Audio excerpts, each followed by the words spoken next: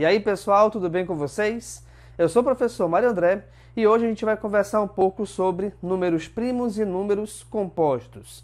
Bem, um número é dito primo quando ele possui apenas dois divisores, que são o número 1 e ele mesmo.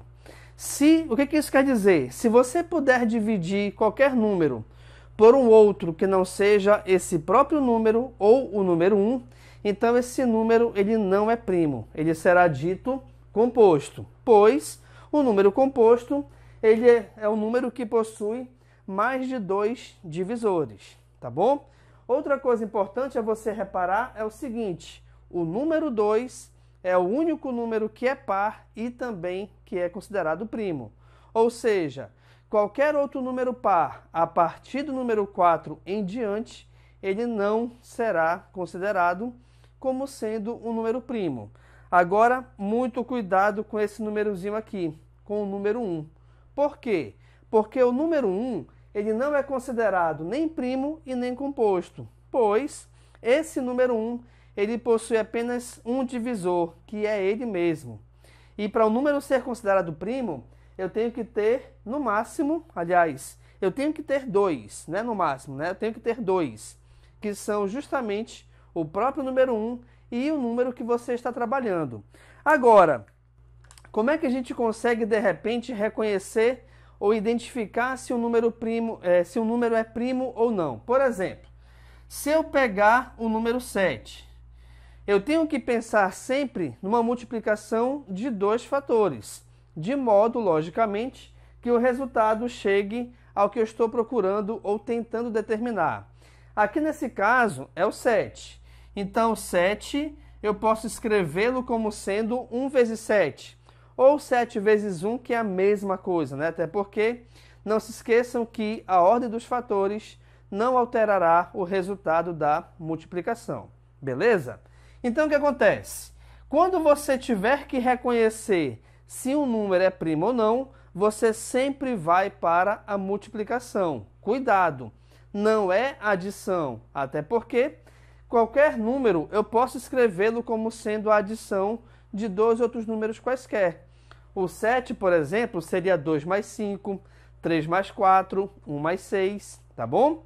Mas o 7, em forma de multiplicação, só existe um tipo, que é justamente o 1 vezes 7. Não existe nenhuma outra multiplicação entre dois números naturais, logicamente, e também inteiros, tá? Mas vamos aqui fechar em naturais, tá bom? Não existe nenhuma outra multiplicação entre valores naturais, de modo que o resultado seja igual a 7. Agora, por exemplo, se eu pegar o número 12, o 12, ele pode ser considerado como sendo 1 vezes 2? Pode, com toda certeza. Mas eu também posso escrevê-lo como sendo 2 vezes 6. Assim como também eu posso escrevê-lo como sendo 3 vezes 4. Então, reparem que, nesse caso aqui, o número 12, eu posso escrevê-lo como sendo mais de uma multiplicação diferente. Então, se existe uma outra multiplicação que eu chegue ao resultado igual a 12, de modo que os fatores dessa multiplicação sejam diferentes de 1 e do próprio 12, é porque então esse 12 é um número composto. Tá legal? E além disso, se esse número possui mais de dois divisores, o que isso quer dizer? Quer dizer que eu posso dividir o 12 por qualquer um desses fatores, por 1, por 2, por 3, por 4, por 6, ou por 12 de modo exato, tá bom? Um outro exemplo aqui a gente verificar, porque aqui eu peguei valor par, né? E como eu falei agora há pouco, o único par que é primo é o número 2, até porque o número 2 ele só pode ser escrito como sendo 1 vezes 2. Não existe nenhuma outra multiplicação de modo que o resultado seja igual a 2. Se eu pegar, por exemplo, o 9. Ah, mas 9 é ímpar, 9 então é primo. Calma lá. O 9, logicamente, pode ser escrito como sendo 1 vezes 9. Perfeito? Perfeito. Mas eu também posso escrever o 9 como sendo 3 vezes 3. Mas, professor, a multiplicação aqui, nesse caso, os dois fatores são iguais. Pessoal, problema da multiplicação. Não se esqueçam que a regra básica é que, para que um número seja considerado primo, ele só pode ter dois divisores, o 1 e ele mesmo.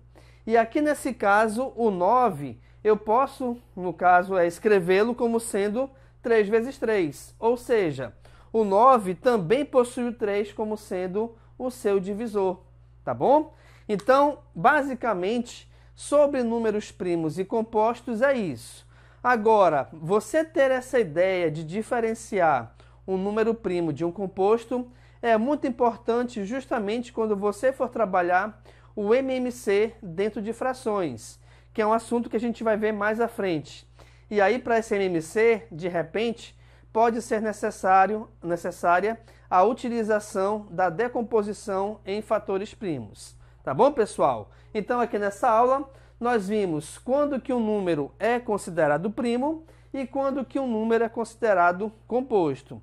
Se você gostou aqui das dicas e da aula, dê aquele curtir, compartilhe o link com seus amigos em suas redes sociais e, se possível for, inscreva-se no nosso canal, o que vai me ajudar bastante a produzir mais conteúdos para você.